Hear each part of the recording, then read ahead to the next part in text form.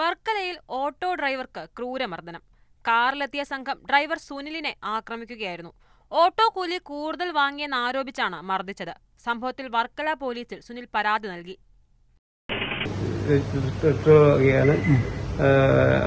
വണ്ടി സ്റ്റാൻഡിൽ നിന്നുമ്പോൾ വണ്ടി വന്ന് കുറുക്കിയിട്ട് പിന്നെ 3 പേരായിട്ട് ഇടിച്ച് നിരാശയാണ് മെയിനായിട്ട് ഇടിച്ചത്. അവന്റെ കൂടെ ഉള്ളവരും 3 പേരുണ്ടായിരുന്നു.